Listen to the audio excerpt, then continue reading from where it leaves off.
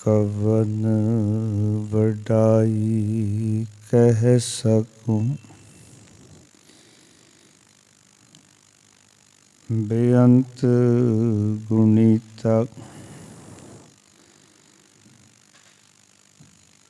कर कृपा मोहे नाम देहो।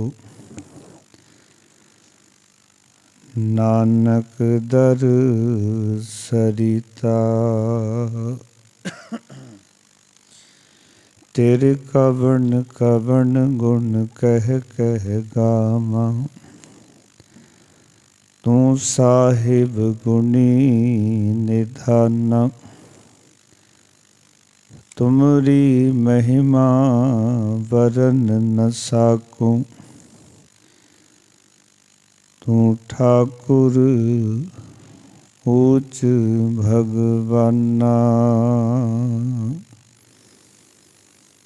तुमरी महिमा वरन न साकूं। तू ठाकुर ऊच भगवाना। जागदी जोत शब्द गुरु बाणी के बोहित। तन तन साहिब श्री गुरु ग्रंथ साहब महाराज जी दी पावन पवित्र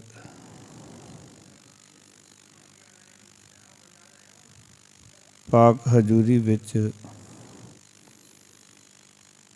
जुड़ बैठे सतसंगी जनों,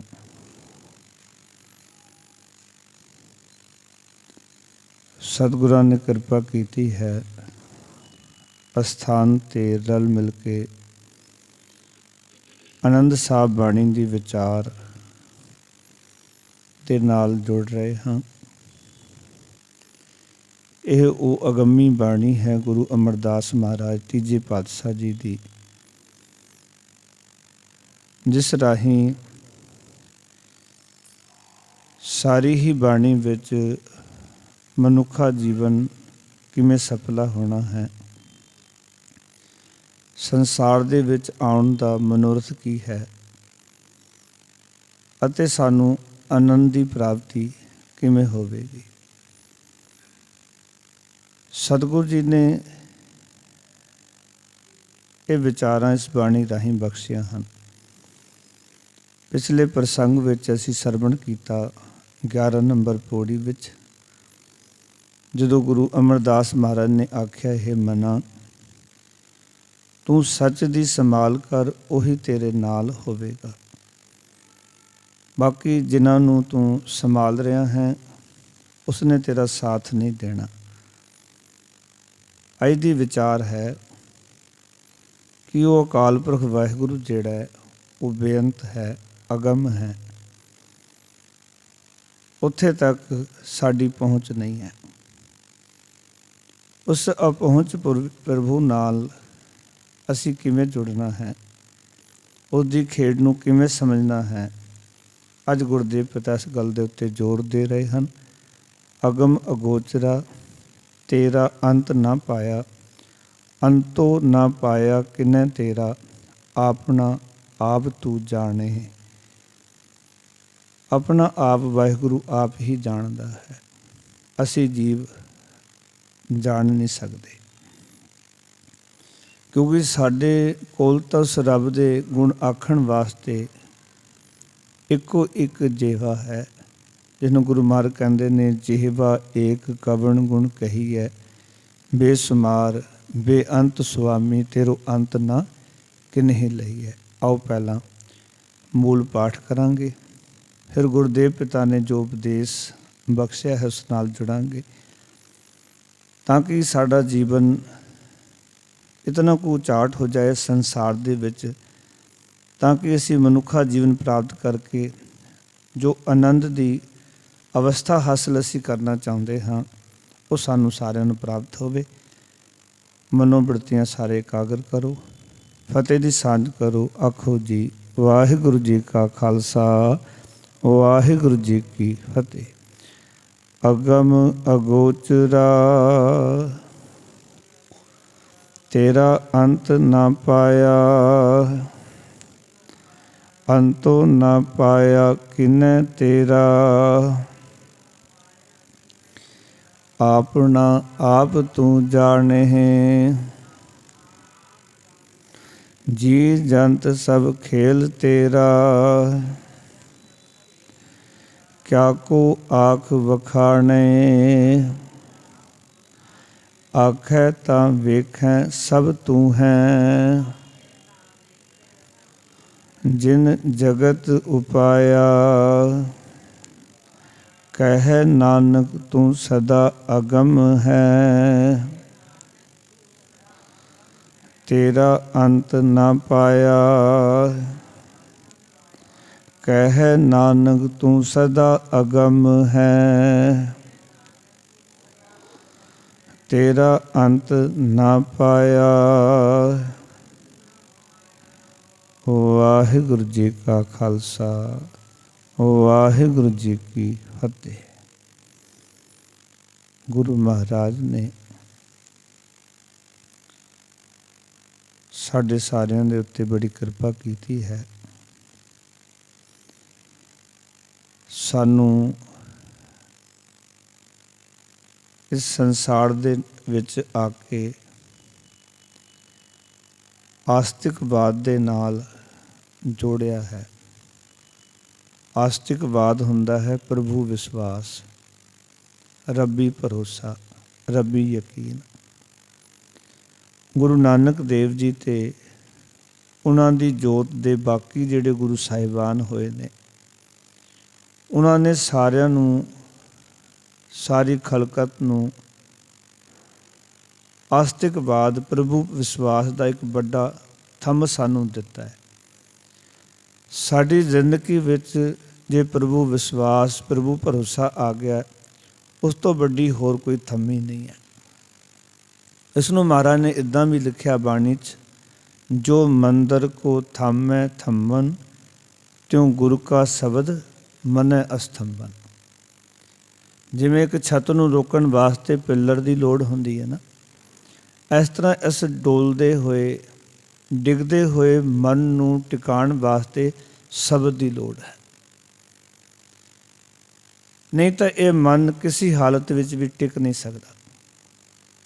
ਇਹ ਹਰ ਵੇਲੇ ਡੋਲਦਾ ਰਹਿੰਦਾ ਹੈ, ਦੁਖੀ ਹੁੰਦਾ ਰਹਿੰਦਾ ਹੈ। ਪਰ ਗੁਰੂ ਸਾਹਿਬ ਨੇ ਆਖਿਆ, ਇਹ ਡੋਲਦਾ ਹੋਇਆ ਮਨ ਜੇ ਟਿਕ ਸਕਦਾ ਹੈ ਤਾਂ ਇੱਕ ਸ਼ਬਦ ਹੈ, ਜੋ ਮੰਦਰ ਕੋ ਥਾਮੈ ਥੰਬਨ, ਤਿਉ ਗੁਰੂ ਕਾ ਸ਼ਬਦ ਮਨੈ ਅਸਥੰਬਨ। ਗੁਰੂ का शब्द अस्तंभन है, पाओ की थम्मी है। जितना मर्जी डिगण वाला मन होवे, डोलन वाला मन होवे, ਜਦੋਂ ਉਹ ਗੁਰੂ ਹਜ਼ੂਰੀ 'ਚ ਆ ਜਾਂਦਾ ਹੈ, ਗੁਰੂ ਕੇ ਉਪਦੇਸ਼ ਨਾਲ ਜੁੜ ਜਾਂਦਾ ਹੈ, ਤਾਂ ਗੁਰੂ ਦਾ ਉਪਦੇਸ਼ ਉਸ ਨੂੰ ਅਡੋਲ ਕਰ ਦਿੰਦਾ ਹੈ। ਯਾਦ ਰੱਖਿਓ। ਇਸ ਕਰਕੇ ਗੁਰੂ ਸਾਹਿਬ ਜੀ ਬਾਰ-ਬਾਰ ਸਾਨੂੰ ਆਖਦੇ ਨੇ, ਔਰ ਮੈਂ ਤਾਂ ਬੇਨਤੀ ਵੀ ਕਰਾਂਗਾ कि ऐसी पंक्तियाँ अपने घर में जरूर लिखे लाओ। डंडोत बंधन अनेक बार, सर्व करा समरथ, डोलन ते राखो प्रभु नानक देकर हथ। ऐसी पंक्तियाँ जरूर लिख के लाओ। मेहरबान साहिब मेरा मेहरबान, जी सगल को दे दान, तू काहे डोले प्राणियाँ तुद राखेगा। सिरजनहार जिन पैदाइश तू किया, सोई दे आधार। ये वो शब्द है, ये वो बाणी है। जदों साडे अंदर जाती है गल, साडे मन तक पहुँचती है, दुखी मन शांत हो जाता है, दुखी मन अडोल हो जाता है। पूर्ण तौर तो भरोसा आ जाता है कि जिसने सानू पैदा किया, आसरा ते आधार भी वही देगा। इस करके अज की पौड़ी विच प्रभु की बेअंतता, उसका बयान किया गुरु साहब ने कि वो अकाल पुरख वाहिगुरु कितना बेअंत है, कितना महान है। उसकी महानता जिहड़ी दर्शाई है। वैसे तो असीं देखते हैं, जपजी साहब तो आरंभ होकर जितनी भी बाणी है, सारी ही बाणी विच वाहिगुरु की बेअंतता का बार बार जिक्र किया है, बार बार। उसकी होंद विच निश्चय नूं परपक करन दा भरपूर यतन किया गया। गुरु साहिबानां वल्लों भगतां वल्लों जितनी भी बाणी साडे कोल दर्ज है कि उसकी होंद विच साडा निश्चय बन जाए, ये निश्चय परपक हो जाए कि उसकी होंद करके साडी होंद है, उसदे करके साडा वजूद है। जिस दिन ये गल याद रखना घर कर गई ना, उस दिन साडे जीवन विचों जिहड़े फोकट रस्मां हन, कर्मकांडी रस्मां हन, वो पासे हो जाणगियां। फिर जिहड़े असीं कर्मकांड करते हाँ, फोकट रस्मां करते हाँ, विखावे की पाठ पूजा करते हाँ, वो सब कुछ पासे रह जाए। रब्बी बेअंतता, जिसनों रब्बी बेअंतता की सोझी आ गई ना, उसके घर दे विचों घर बनया होया जिहड़ा पाखंडी मंदिर है, वो भी ढा दिंदा, वो तोड़ दिंदा। वो दीवे नहीं जगांदा, फिर धूप पत्तियां नहीं जगांदा, वो कोई फोटो की पूजा नहीं करता। वो रब्बी बेअंतता दे विच इतना को संलग्न हो जाता है, उसकी होंद दे नाल इतना कुछ जुड़ जाता है, बस उन्होंने सब कुछ हर एक चीज़ सह विच वो अकाल पुरख वाहिगुरू नज़र आन लग पैंदा है भी तू ही है, सब कुछ तू ही है। और गुरबाणी दे विच इस करके जितने भी कर्म कांड ने फोकट दीयां मनोतां हन, उन्हां दा सारियां दा खंडन किया गया। भावें व्रत रखण दी गल होवे, रुखां की पूजा की गल होवे, पशुआं की पूजा की गल होवे, सूरज चांद की पूजा की गल होवे, होर जितनियां भी पूजावां, जितने भी कर्म कांड मनूतां संसार विच सन, वो सब गुरु साहब ने खंडन कीतियां और सानूं दस्सिया कि इन्हां सारियां चीज़ां तो उपर कोई हस्ती है, तो वो है अकाल पुरख वाहिगुरू, जिन्हों महाराज कहते अगम अगोचरा। एक बार उच्चारण करो, सतनाम अगम अगोचरा। अगम का अर्थ जिथे तक किसी की गमता ना होवे, और कि पहुँच प्रभु, जिथे तक साड़ी किसी की पहुँच नहीं। तो अगोचर कह रहे ने, गोचर ऐड़ा अगे लग्या, गो का अर्थ हुंदा इंदर ज्ञान, चर का अर्थ है ज्ञान इंद्रियां की पहुँच तो परे। अगोचर जिहड़ा ज्ञान इंद्रियां की पहुँच तो परे है, अगम अगोचरा कह रहे ने। महाराज कहने तू साडी ज्ञान इंद्रियां की पहुँच तो परे है और तू अगम है। याद रखियो, जीवन दे विच कोई भी अख जो साडे कोल ने, ये अखां रब दा दीदार नहीं कर सकदियां। ये जिहड़े कंन ने, ये रब नूं सुन नहीं सकदे। ये पैर ने रब दे घर तक पहुँच नहीं सकते। ये हत्थ रब नूं जफी नहीं पा सकते। इस करके गुरबाणी ने आख्या, जे रब दे दीदार करने, रब नूं मिलना है, तो ये जिहड़े शरीर नाल लगे हत्थ ने, पैर ने, अखां ने, इन्हां तो अगे जाना पएगा। महाराज इन्हां तो अगे? कहंदे हाँ, इन्हां तो अगे। कितना को अगे? महाराज कहंदे ने, अखी वाजों वेखना बिन कन्ना सुनना, पैरां वाजो चलना बिन हत्थां करना, जीवै वाजो बोलना, कहंदे इउं खसमै मिलना। रब नूं प्राप्त करना है ना, वाहिगुरू नूं मिलना है, तो गुरु अंगद देव जी महाराज कहंदे फिर तैनूं ये चीज़ां दे विचार छड्डनी पैगी। गुस्ताखी माफ़ करना, असी गुरु नूं परमेश्वर नूं अखां नाल देखना चाहते, तो अखां नाल सानूं फोटोआं नज़र आउंदियां। फोटो सानूं गुरु नानक नज़र आउंदा है, फोटो सानूं गुरु गोबिंद सिंह नज़र आउंदे ने, पर गुरु साहब तां फोटो तो अगे ने। क्योंकि फोटो तक साड़ी जिहड़ी सोच है, वो सिर्फ मत की सोच जा सकती है। जिहड़ी सुरत है, वो सुरत साड़ी फोटोआं तक अटक के रह गई, बाहर दे कर्म कांडां दे विच फस के रह गई। ना वो कर्म कांडां तो मिलना, ना ही वो फोकट जिहड़े कर्म असीं करें उन्हां दे नाल प्राप्ति होनी। क्योंकि अकाल पुरख वाहिगुरू अगम अगोचर है, तो किसी फोकट रस्म नाल किवें मिल सकता है, जिहड़ा साडी ज्ञान इंद्रियां की पकड़ तो परे है। और ज्ञान इंद्रियां दे वस विच आके असी ज्ञान इंद्रियां दे आधार ते ही जितने भी कर्म कर रहे हैं, साडे ज्ञान इंद्रियां वाले कर्म हैं, कर्म इंद्रियां वाले कर्म हैं। तो रब उन्हां तो परे है, उन्हां दी पहुँच तो परे है। जे रब नूं प्राप्त करना है, अगमगोचर नूं जानना है, तो गुरु नानक पातशाह ने आख्या फिर तू ये गल चंगी तरह समझ लै कि परमात्मा बेअंत है। उसकी बेअंतता नूं दर्शाया गया।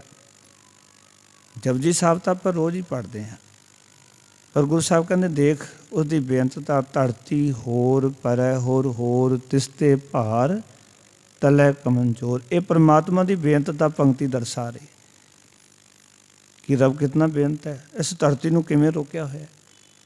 क्योंकि कर्मकांडी कहते सन कि धरती बैल के सिंह के उत्ते रखी हुई है।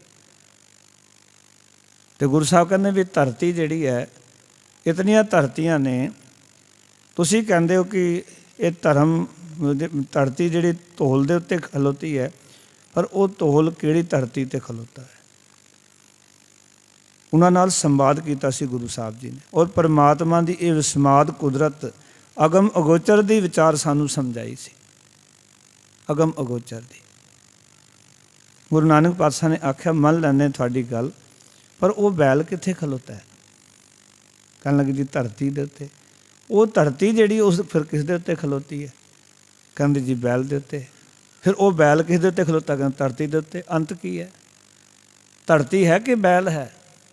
तुसीं कहंदे हो बैल धरती तो बिना खड़ा ही नहीं हो सकता, तो तुसीं कहंदे धरती दे उत्ते बैल दे उत्ते धरती है, तो फिर उस बैल नूं किन्ने सामया होया, थल्ले वाला जिहड़ा बैल है।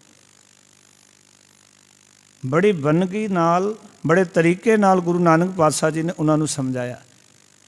उन्होंने आख्या ये सब थोड़ी गपोड़ा ने, ये सारा कुछ परमात्मा की प्रभु सत्ता दे नाल टिकिया होया है। धौल धर्म दया का पूत, संतोख थाप रखिया जिन सूत। जे को बुझै होवे सचियार, तबलै उपर केता पहाड़। धरती होर परै होर तिसते भार तलै कवन जोर। ਉਹਦੇ थले की है बैल के थले, दसो। वाहिगुरु की बेअंतता दर्शाई।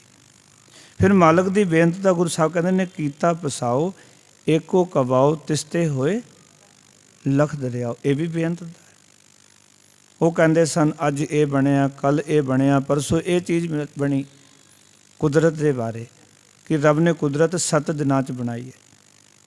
मेरे गुरु नानक ने आख्या 7 दिन दे विच नहीं, ये कुदरत का अकाल पुरख वाहिगुरु के एक हुक्म विच एक वारी च ही बन गई है। कीता पसाओ एको कवाओ, कीता होया जितना पसारा एको कवाओ का अर्थ होंदा हुक्म विच। उसने कह दिता धरती बन गई, वो आख देगा धरती नाश हो जाएगी, एक हुक्म दे विच। देखो ना कोई भुखा पांदा है, कुछ होंदा सी, कहंदे एकदम एक खिंद विच ही सारा कुछ हो गया। बस उसका हुक्म एक खिंदे विच ही सारा कुछ कर सकता है। समझने नूं इशारे काफ़ी हैं। जो रब की कुदरत वर्त रहे वर्तारे ने, ये सारे ने केवल जिहड़े लोग संकी हैं ना, शंकावादी हैं, शंका करते हैं भी रब ने किवें कर दिता। जो एक खिंदे अंदर धरती नूं हिला सकता है, सब कुछ नाश कर सकता है, गर्क कर सकता है, वो एक खिंदे अंदर पैदा भी कर सकता है। ये शंकावादियों के जवाब ने। ये गल वखरी है, कई बार वो भी मनते हैं कि हाँ सच्ची मुच्ची कोई ना कोई शक्ति काम कर रही है। उसनों गुरमत कहती है मेरा रब है, परमेश्वर है, वाहिगुरु है, वो अगम अगोचर है। फिर इत्थे ही बस नहीं, देखो मार कहते असंख जप असंख भाओ। एक ही है, ये भी सब दसिया जा रहा कि परमात्मा की उस कुदरत विच इतनी को वड्डी कुदरत है, असंख्या ही जप कर रहे हैं, असंख्या ही उस कुदरत नूं प्रेम करने वाले भी ने। सारे कुदरत नूं भन्नण वाले नहीं हैं, कुदरत नाल खिलवाड़ करने वाले नहीं ने। असंख्या प्रेमी ने इस कुदरत के परमात्मा की बनाई हुई है, ये भी याद रखियो। सारे बंब छड्डण वाले नहीं हैं, धुआं करने वाले नहीं हैं, इसनों बचाण वाले बूटे लाण वाले भी बड़े ने। एक बार उच्चारण करो सतनाम। उसकी बेअंतता दर्शा रहे हैं गुरु नानक पातशाह, जिसनों गुरु अमरदास महाराज अज के विचार विच कहने अगम अगोचरा तेरा अंत ना पाया। तेरा अंत किसी ने प्राप्त नहीं किया। उसने मारने के थित बार ना जोगी जाने, रुत महा ना कोई, जा करता सृष्टि को साजे, आपे जाने सोई। आप ही जानता है, और दूजा कोई नहीं जान सकता। और जपजी साहब कली पढ़ लो तो मेरे मालक की जिहड़ी अगम अगोचरा की खेड़ समझ आ जाएगी। ये तो मैं 2-3 फरमान दिते ने, पाताल ना पाताल लख आगासा आगास, मेरे मालक की बेअंतता है। अमुल गुण अमुल व्यापार, मेरे मालक की बेअंतता है। सोदर की पूरी पौड़ी, मेरे परमात्मा की बेअंतता है। सोदर केहा सो कर केहा, जित वै सर्व संभाले। सारियां नूं जिथे बैठ के संभाल रहा है ना मालक की बेअंतता। ਕਿਹੋ ਜਿਹੀ ਉਹ ਹਸਤੀ ਹੈ, ਕਿਹੋ ਜਿਹੀ ਤਾਕਤ ਹੈ ਜਿਹੜੀ ਸਾਰੀ ਕਾਇਨਾਤ ਦੇ ਜੀਵਾਂ ਨੂੰ, ਹਰ ਇੱਕ ਪ੍ਰਾਣੀ ਮਾਤਰ ਨੂੰ ਮੇਰੇ ਮਾਲਕ ਕਹਿੰਦੇ ਨੇ ਸੰਭਾਲ ਰਿਹਾ ਹੈ। ਉਸ ਅਕਾਲ ਪੁਰਖ ਵਾਹਿਗੁਰੂ ਦੀ ਉੱਤੇ ਸਾਨੂੰ ਭਰੋਸਾ ਅਤੇ ਯਕੀਨ ਦਿਵਾਉਣਾ ਚਾਹੁੰਦੇ ਨੇ ਸਤਿਗੁਰੂ ਅੱਜ ਦੀ ਪੌੜੀ ਰਾਹੀਂ, ਵੀ ਤੂੰ ਭਰੋਸਾ ਬਣਾ ਪਰਮਾਤਮਾ 'ਤੇ। ਔਰ ਇੱਕ ਹਵਾਲਾ ਨਹੀਂ ਗੁਰਬਾਣੀ ਵਿੱਚ, ਜਦ ਤੁਸੀਂ ਅੱਗੇ ਜਾ ਕੇ ਪੜ੍ਹੋਗੇ, ਕੇਤੇ ਇੰਚਨ ਸੂਰ ਕੇਤੇ ਕੇਤੇ ਮੰਡਲ ਦੇਸ਼ ਕੇਤੇ ਸੁਦਬੁਧ ਨਾਥ ਕੇਤੇ ਕੇਤੇ ਦੇਵੀ ਵੇਸ਼। ਇੱਕ ਥੋੜ੍ਹੀ ਹੈ, ਇੱਕ ਬ੍ਰਹਮਾ ਥੋੜ੍ਹੀ ਹੈ। ਕੋਟ ਬ੍ਰਹਮੇ ਜਗ ਸਾਜਨ ਆਏ। ਗੁਰੂ ਸਾਹਿਬ ਕਹਿੰਦੇ ਇੱਕ ਬ੍ਰਹਮਾ ਥੋੜ੍ਹੀ ਜਗਤ ਨੂੰ ਬਣਾਉਣ ਆਇਆ, ਕਰੋੜਾਂ ਬ੍ਰਹਮੇ ਆਏ ਨੇ ਅਤੇ ਅੱਗੇ ਕਰੋੜਾਂ ਆਉਣਗੇ। ਜੋ ਵੀ ਕੁਝ ਬਣ ਰਿਹਾ ਹੈ ਪਰਮਾਤਮਾ ਨੇ ਕਿਸੇ ਰਾਹੀਂ ਬਣਾਉਣਾ ਹੈ, ਅਤੇ ਹਰ ਇੱਕ ਬਣਾਉਣ ਵਾਲੇ ਨੂੰ ਗੁਰਬਾਣੀ ਕਹਿੰਦੀ ਉਹ ਬ੍ਰਹਮਾ ਹੀ ਹੈ ਜੋ ਕੁਝ ਬਣਾ ਰਿਹਾ। ਭਾਂਤ ਭਾਂਤ ਦੀਆਂ ਚੀਜ਼ਾਂ ਬਣ ਰਹੀਆਂ ਨੇ, ਅਤੇ ਸਾਧੂ ਕਹਿੰਦੇ ਇਹ ਪਰਮਾਤਮਾ ਦੀ ਕੁਦਰਤ ਹੈ। ਇਸ ਕਰਕੇ ਮਹਾਰਾਜ ਨੇ ਇੱਕ ਗੱਲ ਸਾਨੂੰ ਸਮਝਾਈ ਕਿ ਕੁਦਰਤ ਕਵਣ ਕਹਾਂ ਵਿਚਾਰ, ਵਾਰਿਆ ਨਾ ਜਾਵਾਂ ਇੱਕ ਵਾਰ। ਇੱਕ ਵਾਰੀ ਵੀ ਅਸੀਂ ਸਦਕੇ ਨਹੀਂ ਹੋ ਸਕਦੇ। ਜਿਵੇਂ ਜਿਵੇਂ ਆਪਾਂ ਗੁਰਬਾਣੀ ਨੂੰ ਵਿਚਾਰਾਂਗੇ, ਗੁਰਬਾਣੀ ਨੂੰ ਸਮਝਾਂਗੇ, ਅਤੇ ਮੇਰੇ ਮਾਲਕ ਦੀ ਉਸ ਅਗਮ ਅਗੋਚਰ ਦੀ ਖੇਡ ਸਾਨੂੰ ਸਮਝ ਆਏਗੀ। ਔਰ ਯਾਦ ਰੱਖਣਾ, ਅਸੀਂ ਜਿਤਨਾ ਮਰਜ਼ੀ ਯਤਨ ਕਰ ਲਈਏ, ਗੁਰੂ ਨਾਨਕ ਪਾਤਸ਼ਾਹ ਨੇ ਸ੍ਰੀ ਰਾਗ ਦੇ ਦੂਜੇ ਸ਼ਬਦ ਵਿੱਚ ਇੱਥੇ ਤੱਕ ਆਖਿਆ ਕਿ ਕੋਟ ਕੋਟੀ ਮੇਰੀ ਆਰਜਾ, ਪਵਨ ਪਿਯਨ ਅਪਿਆਓ, ਚੰਦ ਸੂਰਜ ਦੋਇ ਗੁਫੈ ਨਾ ਦੇਖਾਂ, ਸੁਪਨੇ ਸੋੜ ਨਾ ਥਾਉ, ਪੀ ਤੇਰੀ ਕੀਮਤ ਨਾ ਪਵੈ, ਹੂੰ ਕੇਵੜ ਆਖਾਂ ਨਾ। ਕਰੋੜਾਂ ਸਾਲ ਮੇਰੀ ਉਮਰ ਹੋ ਜਾਏ, ਕੋਟ ਕੋਟੀ ਮੇਰੀ ਆਰਜਾ। ਆਰਜਾ ਦਾ ਅਰਥ ਹੈ ਉਮਰ, ਕੋਟ ਦਾ ਅਰਥ ਹੈ ਕਰੋੜ, ਔਰ ਕਿ ਕਰੋੜਾਂ ਹੀ ਸਾਲ ਆਰਜਾ ਹੋ ਜਾਏ। ਪਵਨ ਪਿਯਨ ਅਪਿਆਓ, ਭੋਜਨ ਜਿਹੜਾ ਹੈ ਉਹ ਮੇਰਾ ਹਵਾ ਬਣ ਜਾਏ, ਹਵਾ ਦੇ ਆਸਰੇ ਜੀਵਾਂ, ਕਰੋੜਾਂ ਸਾਲ ਜੀਵਾਂ। ਚੰਦ ਸੂਰਜ ਦੋਏ ਗੁਫਾ ਨਾ ਦੇਖਾਂ, ਕਿਸੇ ਗੁਫਾ ਵਿੱਚ ਜਾ ਕੇ ਬਹਿ ਜਾਵਾਂ, ਇੱਥੇ ਨਾ ਚੰਦਰਮਾ ਨਾ ਸੂਰਜ ਦਿਖਾਈ ਦੇਵੇ। ਸੁਪਨੇ ਸੌਣ ਨਾ ਥਾਓ, ਅਤੇ ਸੁਪਨੇ ਵਿੱਚ ਵੀ ਨਾ ਸੋਵਾਂ। ਉਸ ਮਾਲਕ ਦੀ ਇਸ ਮਹਾਨਤਾ, ਉਸ ਦਾ ਅੰਤ ਜੋ ਮਾਰੇ ਕਹਿੰਦੇ ਅਗਮ ਅਗੋਚਰਾ ਤੇਰਾ ਅੰਤ ਨਾ ਪਾਇਆ, ਤਾਂ ਵੀ ਅਸੀਂ ਅੰਤ ਨਹੀਂ ਪਾ ਸਕਦੇ। ਸੁਪਨੇ ਵਿੱਚ ਵੀ ਨਾ ਸੋਈਏ। ਇੱਕ ਹੁੰਦਾ ਸਰੀਰ ਕਰਕੇ ਸੋਣਾ, ਇੱਕ ਸੁਪਨੇ ਵਿੱਚ ਵੀ ਪਾਓ ਕਿ ਬਿਲਕੁਲ ਨਾ ਸੋਈਏ। ਸਰੀਰ ਕਰੋੜਾਂ ਸਾਲ ਜੀਵੇ, ਹਵਾ ਦਾ ਭੋਜਨ ਬਣ ਜਾਏ, ਅਤੇ ਸੂਰਜ ਅਤੇ ਚੰਦਰਮਾ ਦੇਖੀਏ ਹੀ ਨਾ। ਇਤਨੀ ਜਪ ਤਪ ਸਮਾਧੀਆਂ ਲਾਈਏ, ਅਤੇ ਮਹਾਰਾਜ ਕਹਿੰਦੇ ਨੇ ਸੁਪਨੇ ਵਿੱਚ ਵੀ ਨਾ ਸੋਈਏ। ਇੱਕ ਖਿੰਨ ਇੱਕ ਪਲ ਵੀ ਆਪਣਾ ਜਿਹੜਾ ਉਸਦੇ ਸਿਮਰਨ ਤੋਂ ਬਿਨਾਂ ਨਾ ਬਤੀਤ ਕਰੀਏ। ਜਿਤਨਾ ਮਰਜ਼ੀ ਸਿਮਰਨ ਕਰ ਲਈਏ, ਹਰ ਵੇਲੇ ਸਮਾਧੀ ਲੀਨ ਰਹੀਏ, ਕਰੋੜਾਂ ਸਾਲ ਰਹੀਏ, ਤਾਂ ਵੀ ਅਕਾਲ ਪੁਰਖ ਵਾਹਿਗੁਰੂ ਦੀ ਕੀਮਤ ਜਿਹੜੀ ਹੈ ਉਹ ਨਹੀਂ ਪੈ ਸਕਦੀ। ਪੀ ਤੇਰੀ ਕੀਮਤ ਨਾ ਪਵੇ, ਹੂੰ ਕੇਵੜ ਆਖਾਂ ਨਾ। ਮੈਂ ਕਿਵੇਂ ਆਖਾਂ ਕਿ ਤੂੰ ਕਿੰਨਾ ਕੁ ਵੱਡਾ ਹੈ, ਕਿੰਨਾ ਕੁ ਵੱਡਾ ਹੈ ਤੂੰ, ਕਿ ਤੇਰਾ ਅੰਤ ਪਾ ਸਕਦਾ ਕੋਈ? ਮਹਾਰਾਜ ਕਹਿੰਦੇ ਨਹੀਂ ਪਾ ਸਕਦਾ। ਔਰ ਇੱਥੇ ਹੀ ਵਸਨੀ ਗੁਰੂ ਸਾਹਿਬ ਨੇ ਬੜੀ ਵੱਡੀ ਚਰਚਾ ਕੀਤੀ ਹੈ। ਸਾਚਾ ਨਿਰੰਕਾਰ ਨਿਜ ਠਾਉ, ਸੁਣ ਸੁਣ ਆਖਣ ਆਖਣਾ, ਜੇ ਭਾਵੇਂ ਕਰੇ ਤਮਾਏ। ਕੁੱਸਾ ਕਟੀਆਂ ਬਾਰ ਬਾਰ, ਪੀਸਨ ਪੀਸਾ ਪਾਏ, ਅੱਗੀ ਸੇਤੀ ਜਾਲੀਆਂ, ਭਸਮ ਤੇ ਰਲ ਜਾਓ। ਗੁਰੂ ਸਾਹਿਬ ਨੇ ਆਖਿਆ ਵੀ ਇਸ ਸਰੀਰ ਨੂੰ ਛੋਟੇ ਛੋਟੇ ਟੁਕੜੇ ਕਰ ਲਈਏ, ਸਰੀਰ ਨੂੰ ਕੱਟ ਕੇ ਨਾ ਛੋਟੇ ਛੋਟੇ ਟੁਕੜੇ ਬਣਾ ਲਈਏ, ਟੁਕੜੇ ਬਣਾ ਕੇ ਉਹਨਾਂ ਨੂੰ ਚੱਕੀ ਵਿੱਚ ਪੀ ਲਈਏ। ਅੱਗੀ ਸੇਤੀ ਜਾਲੀ, ਉਹਨਾਂ ਟੁਕੜਾਂ ਨੂੰ ਪੀ ਕੇ ਅੱਗ ਵਿੱਚ ਸਾੜ ਲਈਏ। ਭਸਮ ਸੇਤੀ ਰਲ ਜਾਓ, ਉਸ ਭਸਮ ਅੱਗ ਵਿੱਚ ਰਲ ਜਾਈਏ। ਪੀ ਤੇਰੀ ਕੀਮਤ ਨਾ ਪਵੇ, ਹੂੰ ਕੇਵੜ ਆਖਾਂ ਨਾ। ਇਤਨਾ ਕੁਛ ਕਰਨ ਤੋਂ ਬਾਅਦ ਵੀ ਰੱਬ ਦਾ ਅੰਤ ਨਹੀਂ ਪਾਇਆ ਜਾ ਸਕਦਾ। ਇਤਨਾ ਕੁ ਬੇਅੰਤ ਹੈ ਪਰਮਾਤਮਾ। ਇਹ ਗੱਲ ਕੇਵਲ ਮੈਂ ਤੁਹਾਡੇ ਨਾਲ ਤਾਂ ਸਾਂਝੀ ਕਰ ਰਿਹਾ ਕਿ ਸਾਨੂੰ ਆਪਣੇ ਮਾਲਕ ਪ੍ਰਭੂ ਦੀ ਬੇਅੰਤਤਾ ਸਮਝ ਆ ਜਾਏ ਕਿ ਅਕਾਲ ਪੁਰਖ ਵਾਹਿਗੁਰੂ ਜਿਹੜਾ ਬੇਅੰਤ ਹੈ। ਸਾਨੂੰ ਤਾਂ ਕੇਵਲ ਉਹਦਾ ਸਿਮਰਨ ਕਰਨਾ ਹੀ ਬਣਦਾ ਹੈ। ਨਾ ਕੋਈ ਅੰਤ ਪਾ ਸਕਿਆ ਹੈ, ਨਾ ਹੀ ਕੋਈ ਅੰਤ ਪਾ ਸਕਦਾ ਹੈ। ਅਸੀਂ ਤਾਂ ਉਸਦੇ ਅੰਦਰ ਦੇ ਦਿਲ ਦਾ ਮਰਮ, ਉਹਦਾ ਭੇਦ ਵੀ ਨਹੀਂ ਜਾਣ ਸਕਦੇ ਕਿ ਰੱਬ ਦੇ ਮਨ 'ਚ ਇਸ ਵੇਲੇ ਕੀ ਚੱਲ ਰਿਹਾ, ਉਹ ਚਾਹੁੰਦਾ ਕੀ ਹੈ। ਇਹ ਗੱਲ ਵੱਖਰੀ ਹੈ ਕਿ ਦੁਨੀਆ ਬੜੇ ਬੜੇ ਦਾਅਵੇ ਕਰਦੀ ਹੈ ਕਿ ਸਾਨੂੰ ਸਭ ਕੁਝ ਸਮਝ ਆ ਗਈ, ਅਸੀਂ ਸਭ ਕੁਝ ਜਾਣ ਲਿਆ, ਪਰ ਸਾਰੇ ਦਾਅਵੇ ਜਿਹੜੇ ਨੇ ਉਹ ਫੋਕਟ ਹਨ, ਵਿਅਰਥ ਦੇ ਹਨ। ਜਿਹੜਾ ਉਹਨੂੰ ਜਾਣ ਲੈਂਦਾ ਨਾ, ਉਹ ਜਾਣਨ ਵਾਲਾ ਬੰਦਾ ਕਹਿੰਦਾ ਮੈਂ ਕੁਛ ਵੀ ਨਹੀਂ ਜਾਣ ਸਕਿਆ। ਜਿਵੇਂ ਜਿਵੇਂ ਤੁਹਾਨੂੰ ਸਮਝ ਆਵੇਗੀ ਨਾ, ਗੁਰਬਾਣੀ ਪੜ੍ਹ ਕੇ, ਗੁਰਬਾਣੀ ਨਾਲ ਜੁੜ ਕੇ, ਗੁਰਬਾਣੀ ਵਿਚਾਰ ਕੇ, ਇੱਕ ਦਿਨ ਐਸਾ ਹੋਏਗਾ ਤੁਸੀਂ ਆਖੋਗੇ ਮੈਂ ਕੁਛ ਨਹੀਂ ਜਾਣ ਸਕਿਆ, ਕੁਛ ਨਹੀਂ ਜਾਣ ਸਕਿਆ। ਇਹ ਤਾਂ ਜਿਸ ਨੇ ਇੱਕ ਦੋ ਕਿਤਾਬ ਪੜ੍ਹੀ ਹੋਵੇ, ਦੋ ਚਾਰ ਚੀਜ਼ਾਂ ਪੜ੍ਹੀਆਂ ਹੋਣ, ਕਿਸੇ ਕੋਲੋਂ ਸੁਣਿਆ ਹੋਣ, ਉਹ ਐਵੇਂ ਫੋਕਟ ਦਾਅਵੇ ਕਰੀ ਜਾਂਦਾ ਮੈਨੂੰ ਸਭ ਕੁਝ ਪਤਾ ਲੱਗਿਆ, 4 ਦਿਨ ਕਥਾ ਸੁਣ ਕੇ ਪਤਾ ਲੱਗਿਆ ਸਾਰਾ। ਸੱਚ ਇਹ ਹੈ ਕਿ ਉਹ ਅਕਾਲ ਪੁਰਖ ਵਾਹਿਗੁਰੂ ਜਿਹੜਾ, ਉਸਦੇ ਅੰਤ ਨਹੀਂ ਪਾਇਆ ਜਾ ਸਕਦਾ। ਗੁਰੂ ਨਾਨਕ ਪਾਤਸ਼ਾਹ ਨੇ ਇੱਥੇ ਤੱਕ ਆਖਿਆ ਬਾਣੀ ਵਿੱਚ, ਕਹਿੰਦੇ ਸੋਈ ਅਜਾਨ ਕਹੇ ਮੈਂ ਜਾਨਾ, ਜਾਨਨ ਹਾਰ ਨਾ ਛਾਨਾ ਰੇ। ਉਹ ਅਣਜਾਣ ਹੈ ਜਿਹੜਾ ਕਹਿ ਰਿਹਾ ਮੈਂ ਜਾਣ ਲਿਆ। ਜਾਨਨ ਹਾਰ ਨੂੰ ਜਾਣ ਕੇ ਤਾਂ ਇਹ ਸਮਝ ਆਉਂਦੀ ਵੀ ਮੈਂ ਜਾਣ ਨਹੀਂ ਸਕਿਆ। ਜਿਵੇਂ ਜਿਵੇਂ ਤੁਸੀਂ ਅੱਗੇ ਵਧਦੇ ਰਹੋਗੇ ਨਾ, ਸੁਰਤ ਕਰਕੇ ਧਰਮ ਦੇ ਮਾਰਗ ਨੂੰ ਅਪਣਾਓਗੇ, ਜੀਵਨ ਵਿੱਚ ਧਰਮ ਦੀ ਜਿਵੇਂ ਜਿਵੇਂ ਤੁਹਾਨੂੰ ਪ੍ਰਾਪਤੀ ਹੋਏਗੀ, ਤੁਸੀਂ ਅੰਦਰੋਂ ਕਹੋਗੇ, ਕਿਉਂਕਿ ਹੋਮੈ ਮੁਕਦੀ ਚਲੀ ਜਾਏਗੀ, ਮੈਂ ਦੂਰ ਹੁੰਦੀ ਚਲੀ ਜਾਏਗੀ, ਤੁਸੀਂ ਆਖੋਗੇ ਵੀ ਸੱਚੇ ਪਾਤਸ਼ਾਹ ਅਜੇ ਤੇਰੀ ਕੋਈ ਸਮਝ ਨਹੀਂ ਆਈ, ਤੂੰ ਬੇਅੰਤ ਹੈ। ਕਿਉਂਕਿ ਉਸਦੀ ਖੇਡਾਂ ਪਰਮਾਤਮਾ ਦੀਆਂ ਸਮਝ ਆਉਣ ਲੱਗ ਪੈਣਗੀਆਂ।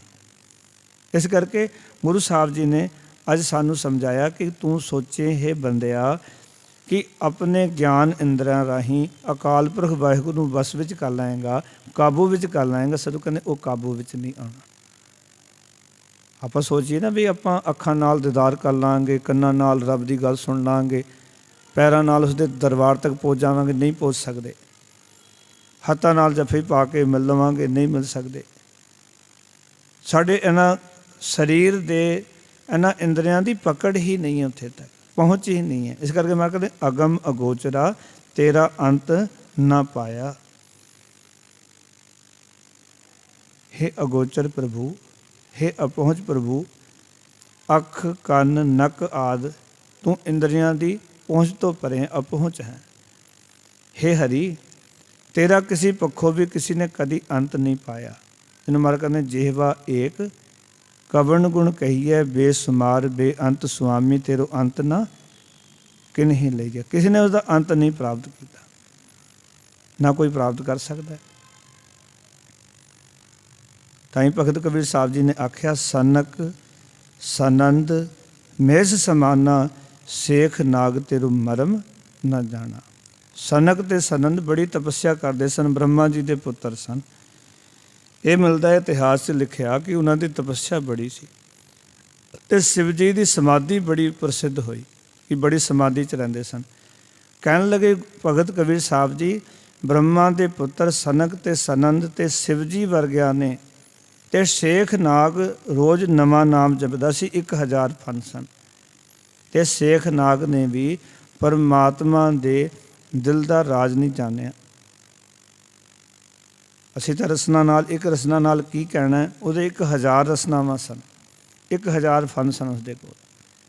ਤੇ ਭਗਤ ਜੀ ਕਹਿੰਦੇ ਸਨਕ ਸਨੰਦ ਮਹਿਸ ਸਮਾਨਾ, ਸੇਖ ਨਾਗ ਤੇਰੋ ਮਰਮ ਨਾ ਜਾਣਾ। ਮਰਮ ਦਾ ਅਰਥ ਦਿਲ ਦਾ ਰਾਜ, ਦਿਲ ਦਾ ਭੇਦ, ਵੀ ਤੇਰੇ ਦਿਲ 'ਚ ਕੀ ਚੱਲ ਰਿਹਾ, ਰੱਬ ਇਸ ਵੇਲੇ ਕੀ ਚਾਹੁੰਦਾ। ਭਗਤ ਜੀ ਨੇ ਇੱਕ ਬੜੀ ਪਿਆਰੀ ਗੱਲ ਦੱਸੀ ਕਿ ਸਾਨੂੰ ਜੇ ਇਤਨੇ ਵੱਡੇ ਵੱਡੇ ਤਪੱਸਿਆ ਨੂੰ ਦਿਲ ਦਾ ਰਾਜ ਨਹੀਂ ਪਤਾ ਲੱਗਿਆ ਨਾ, ਮਰਮ ਨਹੀਂ ਜਾਣ ਸਕੇ, ਤੇ ਭਾਈ ਤੂੰ ਵੀ ਨਹੀਂ ਜਾਣ ਸਕਦਾ। ਤੈਨੂੰ ਇੱਕੋ ਹੀ ਕੰਮ ਕਰਨਾ ਬਣਦਾ ਹੈ, ਸੰਤ ਸੰਗਤ ਰਾਮ ਹਿਰਦੈ ਵਸਾਈ। ਗੁਰਮੁਖਾਂ ਦੀ ਸੰਗਤ ਵਿੱਚ ਬੈਠ ਕੇ ਰਮੇ ਹੋਏ ਰਾਮ ਨੂੰ ਆਪਣੇ ਹਿਰਦੇ ਵਿੱਚ ਉਸਦੀ ਯਾਦ ਨੂੰ ਵਸਾਉਣਾ ਚਾਹੀਦਾ ਹੈ। ਕਿਹੜੀ ਯਾਦ? ਵੀ ਤੂੰ ਬੇਅੰਤ ਹੈ, ਤੂੰ ਅਪਾਰ ਹੈ, ਤੂੰ ਅਪਹੁੰਚ ਹੈ। ਉਸ ਨੂੰ ਇਸ ਰੂਪ ਦੇ ਵਿੱਚ ਸਾਨੂੰ ਯਾਦ ਕਰਨਾ ਚਾਹੀਦਾ ਹੈ। ਯਾਦ ਰੱਖਿਓ, ਜਦੋਂ ਇਸ ਢੰਗ ਨਾਲ ਇਸ ਰੂਪ ਦੇ ਵਿੱਚ ਯਾਦ ਕਰਾਂਗੇ ਨਾ ਮਾਲਕ ਨੂੰ, ਫਿਰ ਸਾਡਾ ਹਿਰਦਾ ਵਿਸ਼ਾਲ ਹੋ ਜਾਏਗਾ, ਸਮਝ ਬਣਦੀ ਰਹੇਗੀ। ਸਤ ਸੰਗਤ ਵਿੱਚ ਬੈਠ ਕੇ ਉਸ ਦੀ ਯਾਦ ਨੂੰ ਹਿਰਦੇ ਵਿੱਚ ਵਸਾਇਆ ਜਾ ਸਕਦਾ ਹੈ, ਉਹਨੂੰ ਯਾਦ ਕੀਤਾ ਜਾ ਸਕਦਾ ਹੈ, ਅੰਤ ਨਹੀਂ ਪਾਇਆ ਜਾ ਸਕਦਾ। ਅਸੀਂ ਭੁੱਲੇ ਹੋਏ ਹਾਂ, ਗੁਰਬਾਣੀ ਯਾਦ ਕਰਾਉਂਦੀ ਹੈ। ਸਤ ਸੰਗਤ ਵਿੱਚ ਆ ਕੇ ਉਹ ਸਾਨੂੰ ਚੇਤੇ ਆਉਂਦਾ ਹੈ। ਅਸੀਂ ਸੰਸਾਰ ਦੇ ਕਾਰ ਵਿਹਾਰ ਮਾਇਆ ਵਿੱਚ ਖਚਿਤ ਹੋ ਕੇ ਉਹਨੂੰ ਭੁੱਲ ਜਾਂਦੇ ਹਾਂ। ਪਰ ਜਦੋਂ ਆਪਾਂ ਗੁਰੂ ਦਰ 'ਤੇ ਆਉਂਦੇ ਹਾਂ, ਗੁਰਬਾਣੀ ਨਾਲ ਜੁੜਦੇ ਹਾਂ, ਅਤੇ ਗੁਰਬਾਣੀ ਸਾਨੂੰ ਅਕਾਲ ਪੁਰਖ ਵਾਹਿਗੁਰੂ ਦਾ ਚੇਤਾ ਕਰਾਉਂਦੀ ਹੈ। ਮਰ ਕਹਿੰਦੇ ਅਗਲੀ ਗੱਲ ਕਹਿੰਦੇ ਅੰਤੋ ਨਾ ਪਾਇਆ ਕਿਨੈ ਤੇਰਾ, ਆਪਣਾ ਆਪ ਤੂੰ ਜਾਣੇ ਹੈ। ਆਖਣ ਲੱਗੇ ਤੂੰ ਆਪ ਹੀ ਜਾਣਦਾ ਹੈ, तू कैसा है किन्ना बड़ा है, तेरा अंत किसी ने भी नहीं पाया। कभी किसी ने तेरा अंत नहीं पाया। दोबारा फिर ये गल दोहराई, अंतो ना पाया किन्ने तेरा, किसी ने भी तेरा अंत नहीं पाया। अपना आप तू जाने, तू अपना आप ही जानदा है। रब अपने बारे आप ही जानदा है। रब किदां दा है, किवें दा है, उसनूं होर कोई दूजा नहीं जान सकता, क्योंकि उसने सारी ये रचना आप ही की है। आप ही ने आप साजियो, आप ही ने रचियो नाओ, दोई कुदरत साज के कर आसन डिठो चाओ। दाता करता आप तू, तुस देवे करे पसाओ। तू जानो ही सबसे दे लैसै, जिंद कवाओ कर आसन डिठो चाओ। क्योंकि तू कुदरत विच आसन बना के बैठा होया, बड़ी चाह नाल अपनी खेड नूं देख रहे। असीं नहीं तेरी खेड नूं जान सकते, पर तू अपनी खेड नूं बड़े चाह नाल वेख रहा है। रचिया सब कुछ तू ही है। इस करके महाराज कहते तेरा अंत नहीं पाया जा सकता। तू कैसा है और जो किन्ना बड़ा है। ये गल वखरी है। मार्क ने सुन बड़ा आखै सब कोई, केवड़ बड़ा डिठा होए। कीमत पाए ना कहा जाए, कहने वाले तेरे रहे समाए। ਜਿਹੜੇ आखते ने उस ਵਿੱਚ समा जाते हैं, पर ना कोई कीमत पा सकता है। और वो पूरी विचार देखो उसकी पढ़िया करो शब्द की, रोज़ रहरास दे विच असीं सुनते हैं। उस विच गुरु साहब ने जिक्र कर दिता सारा ही। फिर लोगों ने जतन बड़े किए ने। ये पंक्तियां दोबारा समझ लो। सुन बड़ा आखै सब कोई, केवड़ बड़ा डिठा होए। कीमत पाए ना कहा जाए, कहने वाले तेरे रहे समाए। बड़े मेरे साहिबा गहर गंभीरा, गुणी गहीरा। कोई ना जाने तेरा केता, केवड़ चीरा रहाओ। एक केंद्री भाव है विचकारला। फिर मार्ग ने सब सुरती मिल सुरत कमाई। ਜਿਹੜੇ ਸੁਰਤ ਰੱਖਣ ਵਾਲੇ ਸਨ, ਉਹਨਾਂ ਨੇ ਸਭਨਾਂ ਨੇ ਆਪਣੇ ਸੁਰਤ ਲਾ ਕੇ ਵੇਖ ਲਈ। ਸਭ ਕੀਮਤ ਮਿਲ ਕੀਮਤ ਪਾਈ। ਜਿਹੜੇ ਕੀਮਤ ਪਾਉਣ ਵਾਲੇ ਉਹਨਾਂ ਨੇ ਕੀਮਤ ਪਾ ਕੇ ਵੇਖ ਲਈ, ਕੀਮਤ ਨਹੀਂ ਪਾ ਸਕੇ। ਸੁਰਤੀ ਵਾਲੇ ਸੁਰਤ ਲਾ ਕੇ ਵੇਖ ਲਿਆ, ਅੰਤ ਤੱਕ ਸੁਰਤ ਨਹੀਂ ਲਾ ਸਕੇ। ਸਭ ਸੁਰਤੀ ਮਿਲ ਸੁਰਤ ਕਮਾਈ, ਸਭ ਕੀਮਤ ਮਿਲ ਕੀਮਤ ਪਾਈ। ਮੈਂ ਕਹਿੰਦੇ ਗਿਆਨੀ ਧਿਆਨੀ ਗੁਰ ਗੁਰ ਹਾਈ, ਕਹਿਣ ਨਾ ਜਾਏ ਤੇਰੀ ਤਿਲ ਵਡਿਆਈ। ਤਿਲ ਮਾਤਰ ਵੀ ਵਡਿਆਈ ਕਹਿ ਨਹੀਂ ਸਕੇ, ਉਹ ਨਾ ਕਹਿ ਸਕਦੇ ਨੇ। ਜਿੰਨਾ ਮਰਜੀ ਕੋਈ ਗਿਆਨੀ ਹੋਵੇ, ਜਿੰਨਾ ਮਰਜੀ ਕੋਈ ਧਿਆਨੀ ਹੋਵੇ, ਮੇਰੇ ਮਾਲਕ ਦੀ ਤਿਲ ਮਾਤਰ ਵੀ ਵਡਿਆਈ ਬਿਆਨ ਨਹੀਂ ਕਰ ਸਕਦਾ। ਇਸ ਕਰਕੇ ਮਹਾਰਾਜ ਕਹਿੰਦੇ ਨੇ, हे परमात्मा तेरा अंत किसी ने भी और कदे भी प्राप्त नहीं किया, ना कदे करना है। अंतो ना पाया किन्ने तेरा, अपना आप तू जाने है। फिर आखन लगे जी जंत सब खेल तेरा, क्या को आख वखाने। ये सारे जीव तेरे रचे होण करके एक तरह नाल तेरी खेड हैं परमात्मा की, क्योंकि परमात्मा ने जीव रचे ने और ये परमात्मा की खेड है। इस करके सुखमनी साहिब तुरी पढ़ते हो, आवन जान खेल बनाया, आग्याकारी की नहीं माया। परमात्मा ने एक खेड रची है, सारी माया आग्या विच है। आग्या विच जीव आ जाते हैं, आग्या विच चले जाते हैं। आवन जान एक खेल बनाया, आग्याकारी की नहीं माया। सब कह मद अलिप्त तो रह, जो किस कह सो आपे कह। आग्या आवे आग्या जाए। आग्या विच जीव आते ने, आग्या चले जाते हैं, क्योंकि जी जन सब खेल तेरा। ये परमात्मा की खेड है। जिवें छोटे बच्चे खेडते हैं ना, तुसीं ध्यान नाल कदी देखना, छोटा बच्चा होवे मिट्टी नाल खेडदा है, घर बनांदा है, मिट्टी दे पशु पंछी बनांदा है, ढेर इकट्ठियां करदा है। कुछ समय बाद जिहड़ी खेड खेड रहा सी उहनूं पैर मार के सारी नूं ढा दिंदा है। कभी पुछया करो उस बच्चे नूं भी जदों तूं ये घर बनाए सी तैनूं बड़ी खुशी हुई सी? आखन लगे नहीं, मैं तो खेड खेड रहा सी। जदों ढा दिते ने कोई गम नहीं। परमात्मा वास्ते साडी रचना करनी कोई खुशी नहीं है, तो ढा देना, सानूं मार देना कोई गम नहीं है। उस परमात्मा की सारी ये खेड चल रही है। इहनूं समझना है सी गुरबाणी दे राहीं कि अकाल पुरख वाहिगुरू की एक खेड है। परमात्मा की खेड संसार विच वरत रही है। जिस दिन ये गल समझ आ गई ना साडे कि परमात्मा की खेड है, साडी डोरी परमात्मा के हथ विच है।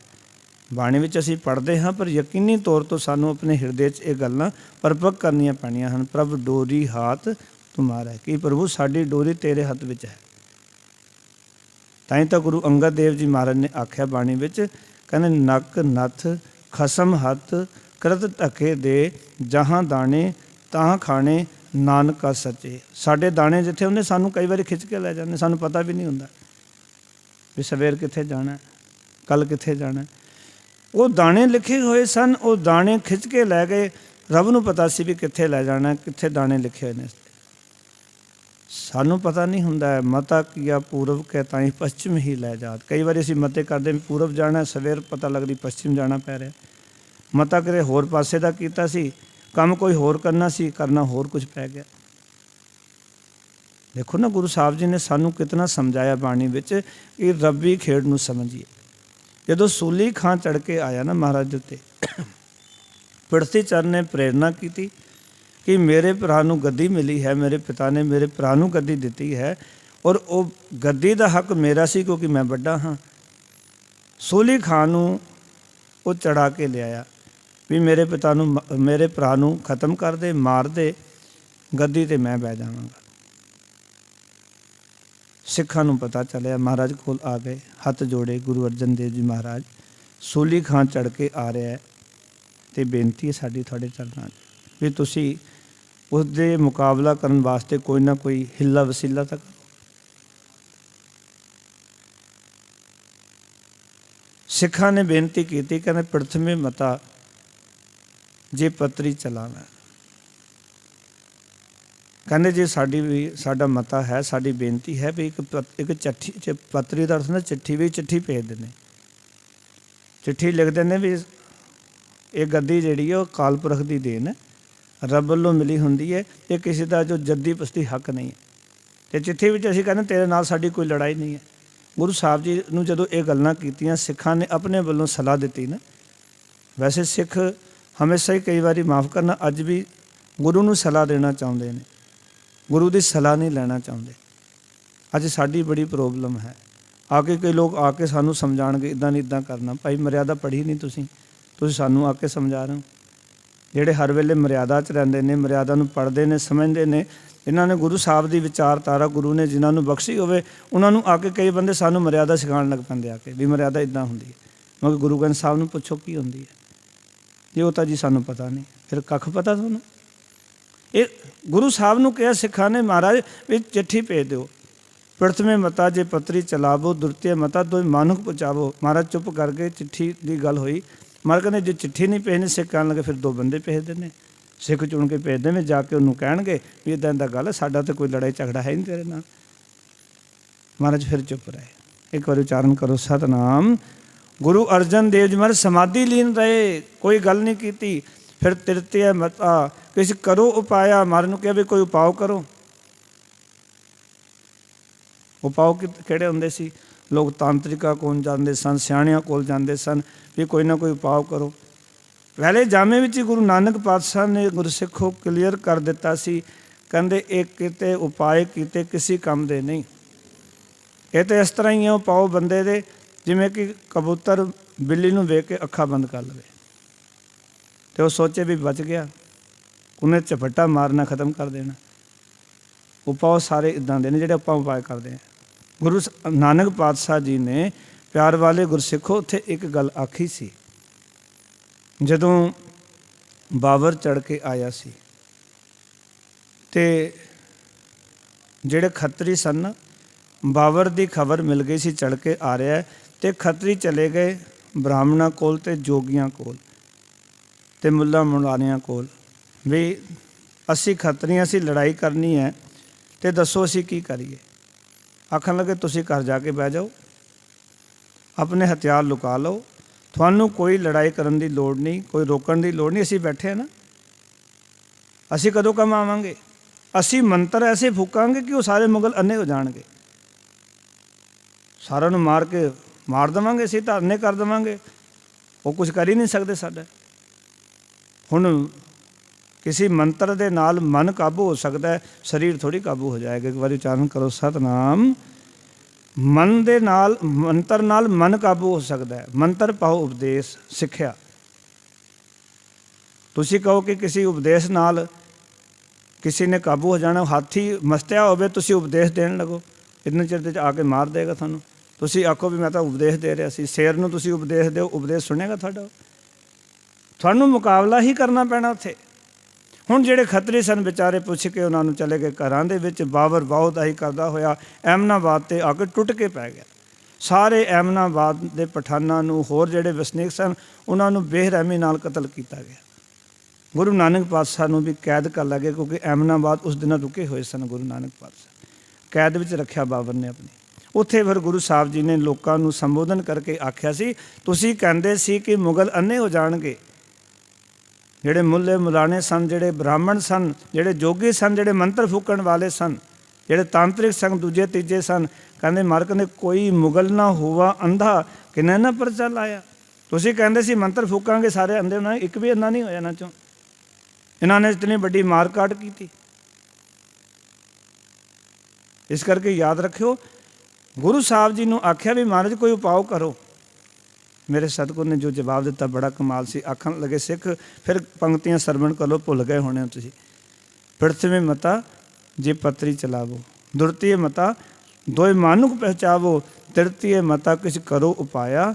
ਮਹਾਰਾਜ ਕਹਿੰਦੇ ਮੈਂ ਸਭ ਕੁਝ ਛੋੜ ਪ੍ਰਭ ਤੂੰ ਹੀ ਤੇ ਆਇਆ। ਮੈਨੂੰ ਅਕਾਲ ਪੁਰਖ ਦੇ ਉੱਤੇ ਭਰੋਸਾ ਹੈ, ਕਿਉਂਕਿ ਮੈਂ ਕਿਸੇ ਦਾ ਮਾੜਾ ਨਹੀਂ ਕੀਤਾ, ਰੱਬ ਮੇਰਾ ਮਾੜਾ ਨਹੀਂ ਕਰੇਗਾ। ਇੱਕ ਵਾਰੀ ਉਚਾਰਨ ਕਰੋ ਸਤਨਾਮ। ਰੱਬ ਦੇ ਉੱਤੇ ਯਕੀਨ ਹੋਣਾ ਸਿੱਖਾ ਬੜਾ ਜ਼ਰੂਰੀ ਹੈ। ਠੀਕ ਹੈ, ਜਿੱਥੇ ਸਰੀਰ ਦੀ ਗੱਲ ਹੈ ਉੱਥੇ ਹੈ, ਪਰ ਰੱਬੀ ਯਕੀਨ ਇਤਨਾ ਕੋ ਭਰੋਸਾ ਹੋਵੇ ਕਿ ਮੈਂ ਕਿਸੇ ਦਾ ਮਾੜਾ ਨਹੀਂ ਕਰਦਾ, ਰੱਬ ਮੇਰਾ ਕਦੀ ਮਾੜਾ ਨਹੀਂ ਹੋਣ ਦੇਗਾ। ਐਸਾ ਹੀ ਹੋਇਆ। ਸੂਲੀ ਖਾਂ ਚੜ੍ਹ ਕੇ ਆਇਆ। ਪ੍ਰਿਥੀ ਚੰਦ ਆਪਣਾ ਭੱਠਾ ਦਿਖਾਉਣ ਲੈ ਗਿਆ ਘੋੜੇ ਸਮੇਤ। ਘੋੜੇ ਨੇ ਛਾਲ ਮਾਰੀ, ਭੱਠੇ ਵਿੱਚ ਭਗਦਾ ਹੋਇਆ ਭਗਤਾ ਸੀ, ਅੱਗ ਬਲਦੀ ਸੀ। ਘੋੜਾ ਵੀ ਸੁਆਹ ਹੋ ਗਿਆ ਅਤੇ ਸੂਲੀ ਖਾਂ ਵੀ ਸੁਆਹ ਹੋ ਗਿਆ। ਅਤੇ ਮਹਾਰਾਜ ਨੇ ਫਿਰ ਬਚਨ ਕੀਤੇ। ਅਗਲੇ ਦਿਨ ਜਦੋਂ ਸਵੇਰੇ ਖਬਰ ਮਿਲੀ ਕਿ ਸੂਲੀ ਖਾਂ ਚੜ੍ਹ ਕੇ ਆ ਰਹੇ ਸੀ, ਮਹਾਰਾਜ ਇੱਦਾਂ ਘਟਨਾ ਵਾਪਰ ਗਈ। ਸੂਲੀ ਖਾਂ ਤੇ ਰੱਬ ਲੈ ਗਿਆ ਕਹਿੰਦੇ। ਅਤੇ ਮਹਾਰਾਜ ਕਹਿੰਦੇ ਸੂਲੀ ਤੇ ਨਾਰਾਇਣ ਰਾਖ, ਸੂਲੀ ਹੁਆ ਮੁਆ ਨਾ ਪਾਕ, ਸੂਲੀ ਕਾ ਹਾਥ ਕਹੀਂ ਨਾ ਪਹੁੰਚੈ, ਛਾੜ ਗਿਆ ਸਭ ਭਾਈ ਸਾਥ। ਆਪਣੇ ਭਰਾ ਸਭ ਛੱਡ ਕੇ ਚਲਾ ਗਿਆ, ਉਹਦਾ ਹੱਥ ਕਿਤੇ ਨਹੀਂ ਪਹੁੰਚੇ, ਕਿਉਂਕਿ ਮੇਰੇ ਰੱਬ, ਜਿੱਥੇ ਰੱਬੀ ਭਰੋਸਾ ਹੈ ਨਾ, ਉੱਥੇ ਬਾਕੀ ਕੋਈ ਚੀਜ਼ ਤੁਹਾਡਾ ਮੁਕਾਬਲਾ ਨਹੀਂ ਕਰ ਸਕਦੀ। ਰੱਬੀ ਯਕੀਨ ਹੋਣਾ ਬੜਾ ਜ਼ਰੂਰੀ ਹੈ। ਸਾਧੂ ਕਹਿੰਦੇ ਨੇ ਮੇਰੇ ਮਾਲਕ ਨੇ ਜੀ ਜੰਤ ਸਭ ਖੇਲ ਤੇਰਾ, ਇਹ ਸਭ ਤੇਰੀ ਖੇਡ ਹੈ, ਕਿਆ ਕੋ ਆਖ ਵਖਾਣੇ। ਮਹਾਰਾਜ ਕਹਿੰਦੇ ਨੇ ਕਿਸ ਤਰ੍ਹਾਂ ਤੈਨੂੰ ਇਹ ਆਖ ਸਕਦੇ ਹਨ, ਪਾਓ ਕਿ ਇਸ ਲਈ ਇਹ ਆਪਣੇ ਰਚਨਹਾਰ ਬਾਰੇ ਕੀ ਆਖ ਸਕਦੇ ਹਨ, ਜਿਸ ਪਰਮਾਤਮਾ ਨੇ ਸਾਡੀ ਰਚਨਾ ਕੀਤੀ ਹੋਵੇ। ਪਿਤਾ ਕਾ ਜਨਮ ਕੇ ਜਾਣੈ ਪੂਤ, ਸਗਲ ਪਰੋਈ ਆਪਣੇ ਸੂਤ। ਉਹ ਤਾਂ ਪਿਤਾ ਹੈ ਨਾ ਸਾਡਾ, ਉਹਨੇ ਰਚਨਾ ਕੀਤੀ, ਅਸੀਂ ਕੀ ਜਾਣ ਸਕਦੇ ਹਾਂ। ਕਿਆ ਕੋ ਆਖ ਵਖਾਣੇ, ਕੀ ਆਖ ਸਕਦੇ ਹਾਂ, ਕੀ ਵਿਖਿਆਨ ਕਰ ਸਕਦੇ ਹਾਂ ਜਿਸ ਨੇ ਸਾਨੂੰ ਪੈਦਾ ਕੀਤਾ ਹੋਵੇ। ਉਹ ਤਾਂ ਆਪਣੀ ਖੇਡ ਆਪ ਹੀ ਜਾਣਾ, ਅਸੀਂ ਤਾਂ ਪਰਮਾਤਮਾ ਦੀ ਖੇਡ ਆ। ਸੱਚ ਜਾਣਾ ਕਠਪੁਤਲੀਆਂ ਪਰਮਾਤਮਾ ਦੀਆਂ। ਕਾਠ ਕੀ ਪੁਤਲੀ ਕਿਆ ਕਰੇ ਵਪਰੀ, ਖਿਲਾਵਨ ਹਾਰੋ ਜਾਰੈ। ਅਸੀਂ ਕਾਠ ਦੀਆਂ ਪੁਤਲੀਆਂ ਕੀ ਕਰ ਸਕਦੀਆਂ, ਉਹ ਤਾਂ ਖਿਡਾਉਣ ਵਾਲਾ ਜਾਣਦਾ। ਜਦੋਂ ਪੁਤਲੀ ਨੂੰ ਆਪਣੇ ਇਸ਼ਾਰੇ 'ਤੇ ਨਚਾਉਂਦਾ, ਨੱਚੀ ਜਾਂਦੀਆਂ। ਸਾਨੂੰ ਪਤਾ ਨਹੀਂ, ਅਸੀਂ ਕੁਛ ਨਹੀਂ ਹੈ, ਸਾਡੀ ਕੋਈ ਤਾਕਤ ਨਹੀਂ ਹੈ, ਅਤੇ ਨਚਾਉਣ ਵਾਲੇ ਦੀ ਖੇਡ ਹੈ ਸਾਰੀ। ਫਿਰ ਮਹਾਰਾਜ ਕਹਿਣ ਲੱਗੇ ਆਖੈ ਤਾਂ ਵੇਖੈ ਸਭ ਤੂੰ ਹੈ, ਜਿਨ ਜਗਤ ਤੋਂ ਪਾਇਆ। ਇਹਨਾਂ ਜੀਵਾਂ ਵਿੱਚ ਤੂੰ ਆਪ ਹੀ, ਜਿਸ ਨੇ ਸ੍ਰਿਸ਼ਟੀ ਰਚੀ, ਬੋਲਦਾ ਹੈ। ਤੂੰ ਆਪ ਹੀ ਇਹਨਾਂ ਨੂੰ ਵੇਖਦਾ ਹੈ ਅਤੇ ਸੰਭਾਲਦਾ ਹੈ। ਵੇਖਣ ਦਾ ਅਰਥ ਸੰਭਾਲ ਕਰਨਾ। ਆਖੈ ਤਾਂ ਵੇਖੈ ਸਭ ਤੂੰ ਹੈ, ਆਓ ਕਿ ਤੂੰ ਆਪ ਹੀ ਆਖਣ ਦਾ ਅਰਥ ਬੋਲਦਾ ਹੈ। ਜਿਸ ਨੂੰ ਗੁਰੂ ਅਰਜਨ ਦੇਵ ਜੀ ਮਹਾਰਾਜ ਆਖਦੇ ਨੇ ਪਾਵਨ ਬਚਨਾਂ ਰਾਹੀਂ ਬੈਰਾੜੀ ਮਹਿਲਾ ਚੌਥਾ, ਹਰ ਜਨ ਰਾਮ ਨਾਮ ਗੁਣ ਗਾਵੈ, ਜੇ ਕੋਈ ਨਿੰਦ ਕਰੇ ਹਰ ਜਨ ਕੀ, ਆਪਣਾ ਗੁਣ ਨਾ ਗਵਾਵੈ। ਜੋ ਕਿਛ ਕਰੇ ਸੋ ਆਪੇ ਸੁਆਮੀ, ਹਰ ਆਪੇ ਕਾਰ ਕਮਾਵੈ, ਹਰ ਆਪੇ ਹੀ ਮਤ ਦੇਵੈ ਸੁਆਮੀ, ਹਰ ਆਪੇ ਬੋਲ ਬੁਲਾਵੈ। ਆਪ ਹੀ ਬੋਲਦਾ, ਆਪ ਹੀ ਬੁਲਾਉਂਦਾ, ਆਪੇ ਹੀ ਮਤ ਦਿੰਦਾ ਹੈ, ਕਿਉਂਕਿ ਮਤ ਸੁਮਤ ਤੇਰਾ ਬਸ ਸੁਆਮੀ। ਕੌਣ ਕਰ ਰਿਹਾ? ਜਿਨ ਜਗਤ ਉਪਾਇਆ, ਜਿਸ ਨੇ ਇਹ ਜੀਵਾਂ ਨੂੰ ਆਪ ਪੈਦਾ ਕੀਤਾ ਹੈ। ਮਹਾਰਾਜ ਕਹਿੰਦੇ ਨੇ ਉਹ ਆਪ ਹੀ ਵੇਖ ਰਿਹਾ ਹੈ, ਆਪ ਹੀ ਬੋਲ ਰਿਹਾ ਹੈ, ਆਪ ਹੀ ਜੀਵਾਂ ਦੀ ਸਵਾਲ ਕਰ ਰਿਹਾ ਹੈ। ਆਖੈ ਤਾਂ ਵੇਖੈ ਸਭ ਤੂੰ ਹੈ, ਪਰਮਾਤਮਾ ਤੂੰ ਹੀ ਸਭ ਕੁਝ ਕਰ ਰਿਹਾ। ਮਤਾ ਸਮਝਿਓ ਅਸੀਂ ਕੁਝ ਕਰ ਰਹੇ ਹਾਂ। ਕਈ ਬੰਦੇ ਕਹਿੰਦੇ ਬੱਚੇ ਸੰਭਾਲ ਰਹੇ ਹਾਂ, ਬੱਚੇ ਪਾਲ ਰਹੇ ਹਾਂ। ਗੁਰਬਾਣੀ ਕਹਿੰਦੀ ਤੂੰ ਕੁਛ ਨਹੀਂ ਕਰ ਰਿਹਾ, ਸਭ ਰੱਬ ਕਰ ਰਿਹਾ ਹੈ। ਬਸ ਤੈਨੂੰ ਰੱਬ ਨੇ ਅੱਗੇ ਕੀਤਾ ਹੋਇਆ, ਤੈਨੂੰ ਡਿਊਟੀ ਦਿੱਤੀ ਹੋਈ ਹੈ, ਬਸ ਕਰ ਪਿੱਛੇ ਸਭ ਕੁਝ ਉਹ ਆਪ ਹੀ ਰਿਹਾ ਹੈ। ਦੇਖੋ ਨਾ, ਜਿਨ੍ਹਾਂ ਦੇ ਮਾਤਾ ਪਿਤਾ ਨਹੀਂ ਰਹਿੰਦੇ ਉਹ ਬੱਚੇ ਨਹੀਂ ਪਲਦੇ, ਉਹਨਾਂ ਦੇ ਵੀ ਪਲ ਜਾਂਦੇ, ਫਿਰ ਕੌਣ ਪਾਲਦਾ? ਗੁਰਬਾਣੀ ਨੇ ਤਾਂ ਸਾਨੂੰ ਹਰ ਰੋਜ਼ ਇਹ ਗੱਲ ਸਮਝਾਈ। ਊਡੇ ਊਡ ਆਵੈ ਸਹਿ ਕੋਸਾਂ ਤਿਸ ਪਾਛੈ ਵਚਰੇ ਛਰਿਆ ਤਿਨ ਕਵਣ ਖਿਲਾਵੈ ਕਵਨ ਚੁਗਾਵੈ ਮਨ ਮੈਂ ਸਿਮਰਨ ਕਰਿਆ। ਮਾਂ ਵੀ ਨਹੀਂ ਤੇ ਪਿਤਾ ਵੀ ਨਹੀਂ, ਦੋਨੋਂ ਉਡਾਰੀ ਮਾਰ ਗਏ। ਕੌਣ ਦੇ ਬੱਚਿਆਂ ਨੂੰ ਕੌਣ ਸੰਭਾਲ ਰਿਹਾ, ਕੌਣ ਪਾਲਣਾ ਕਰਿਆ ਉਹਨਾਂ ਦੀ? ਮਾਂ ਵੀ ਉੱਥੇ ਮੌਜੂਦ ਨਹੀਂ, ਪਿਤਾ ਵੀ ਮੌਜੂਦ ਨਹੀਂ। ਕੋਈ ਦਾਣਾ ਮੂੰਹ ਵਿੱਚ ਪਾ ਕੇ ਲਾ ਕੇ ਪਾਉਣ ਵਾਲਾ ਨਹੀਂ, ਪਰ ਉਹ ਵੀ ਪਲ ਜਾਂਦੇ ਨੇ, ਉਹ ਵੀ ਸਿਮਲ ਜਾਂਦੇ ਨੇ। ਕਿਉਂ? ਕਿਉਂਕਿ ਉਹਨਾਂ ਦੇ ਪਿੱਛੇ ਸਭ ਕੁਝ ਕਰਨ ਵਾਲਾ ਤਾਂ ਅਕਾਲ ਪੁਰਖ ਵਾਹਿਗੁਰੂ ਹੈ। ਕਿਸ ਨੂੰ ਕੀ ਦੇਣਾ ਹੈ, ਕੀ ਪਹੁੰਚਾਉਣਾ ਹੈ, ਕਿਵੇਂ ਸੰਭਾਲਣਾ ਹੈ, ਇਹ ਵਾਹਿਗੁਰੂ ਦੀ ਕੁਦਰਤ ਹੈ। ਲਾਸਟ ਪੰਕਤੀ ਵਿੱਚ ਮੇਰੇ ਸਤਿਗੁਰੂ ਨੇ ਆਖਿਆ, ਕਹਿ ਨਾਨਕ ਤੂੰ ਸਦਾ ਅਗਮ ਹੈ, ਤੇਰਾ ਅੰਤ ਨਾ ਪਾਇਆ। ਨਾਨਕ ਆਖਦਾ ਹੈ, ਪ੍ਰਭੂ ਤੂੰ ਅਪਹੁੰਚ ਹੈ, ਬੇਅੰਤ ਹੈ, ਤੇ ਕਿਸੇ ਨੇ ਤੇਰਾ ਅੰਤ ਨਹੀਂ ਪਾਇਆ। ਨਾ ਹੀ ਕੋਈ ਪਰਮਾਤਮਾ ਦਾ ਅੰਤ ਪਾ ਸਕਦਾ ਹੈ, ਨਾ ਹੀ ਕੋਈ ਅੰਤ ਲੈ ਸਕਦਾ ਹੈ। ਸੋ ਉਸ ਬੇਅੰਤ ਪ੍ਰਭੂ ਨਾਲ ਜੁੜੀਏ। ਵਾਹਿਗੁਰੂ ਬੇਅੰਤ ਹੈ, ਇਹ ਅਹਿਸਾਸ ਜਿਤਨਾ ਜਾਗ ਗਿਆ ਉਸ ਦਿਨ ਅਸੀਂ ਆਨੰਦ ਨਾਲ ਭਰ ਜਾਵਾਂਗੇ। ਸਾਡੇ ਜੀਵਨ 'ਚ ਕੋਈ ਦੁੱਖ ਨਹੀਂ ਰਹੇਗਾ। ਬਸ ਇਹ ਅਹਿਸਾਸ ਗੁਰਬਾਣੀ ਰਾਹੀਂ ਜਗਾਉਣ ਦੀ ਲੋੜ ਹੈ ਕਿ ਮੇਰਾ ਮਾਲਕ ਬੇਅੰਤ ਹੈ, ਬੇਅੰਤ ਹੈ। ਤੂੰ ਬੇਅੰਤ ਕੋ ਵਿਰਲਾ ਜਾਣੇ। ਕੋਈ ਵਿਰਲਾ ਜਾਣਦਾ ਕਿ ਪਰਮਾਤਮਾ ਤੂੰ ਬੇਅੰਤ ਹੈ। ਅਸੀਂ ਵਿਰਲੇ ਵਿੱਚ ਆ ਜਾਈਏ, ਫਿਰ ਜੀਵਨ ਆਨੰਦ ਨਾਲ ਭਰ ਜਾਏਗਾ। ਆਓ ਪਾਠ ਕਰਕੇ ਸਮਾਪਤੀ ਕਰੀਏ। ਸਾਰਿਆਂ ਨੇ ਉੱਚੀ ਆਵਾਜ਼ ਪਾਠ ਕਰਨ ਦੀ ਕਿਰਪਾਲਤਾ ਕਰਨੀ। ਅਗਮ ਅਗੋਚਰਾ ਤੇਰਾ ਅੰਤ ਨਾ ਪਾਇਆ, ਤੇਰਾ ਅੰਤ ਨਾ ਪਾਇਆ। ਅੰਤੋ ਨਾ ਪਾਇਆ ਕਿਨੈ ਤੇਰਾ, ਅੰਤੋ ਨਾ ਪਾਇਆ ਕਿਨੈ ਤੇਰਾ। ਆਪਣਾ ਆਪ ਤੂੰ ਜਾਣੇ, ਆਪਣਾ ਆਪ ਤੂੰ ਜਾਣੇ। ਇਹਨੂੰ ਪਾਠ ਕਰਾਂਗੇ ਆਪਣਾ, ਆਪਣਾ ਪਾਠ ਨਹੀਂ ਕਰਾਂਗੇ। ਸਾਰੀ ਸੰਗਤ ਆਪਣਾ ਪਾਠ ਕਰਦੀ ਹੈ। ਆਪਣਾ ਆਪ ਤੂੰ ਜਾਣੇ, ਆਪਣਾ ਆਪ ਤੂੰ ਜਾਣੇ। ਆਪਣਾ ਆਪ ਤੂੰ ਜਾਣੇ। ਜੀ ਜੰਤ ਸਭ ਖੇਲ ਤੇਰਾ, ਜੀ ਜੰਤ ਸਭ ਖੇਲ ਤੇਰਾ। ਕਿਆ ਕੋ ਆਖ ਵਖਾਣੇ, ਕਿਆ ਕੋ ਆਖ ਵਖਾਣੇ। ਆਖੈ ਤਾਂ ਵੇਖੈ ਸਭ ਤੂੰ ਹੈ, ਆਖੈ ਤਾਂ ਵੇਖੈ ਸਭ ਤੂੰ ਹੈ। ਜਿਨ ਜਗਤ ਪਾਇਆ, ਜਿਨ ਜਗਤ ਉਪਾਇਆ। ਕਹਿ ਨਾਨਕ ਤੂੰ ਸਦਾ ਅਗਮ ਹੈ, ਕਹਿ ਨਾਨਕ ਤੂੰ ਸਦਾ ਅਗਮ ਹੈ। ਤੇਰਾ ਅੰਤ ਨਾ ਪਾਇਆ, ਤੇਰਾ ਅੰਤ ਨਾ ਪਾਇਆ। ਕਹਿ ਨਾਨਕ ਤੂੰ ਸਦਾ ਅਗਮ ਹੈ, ਕਹਿ ਨਾਨਕ ਤੂੰ ਸਦਾ ਅਗਮ ਹੈ। ਤੇਰਾ ਅੰਤ ਨਾ ਪਾਇਆ। ਤੇਰਾ ਅੰਤ ਨਾ ਪਾਇਆ।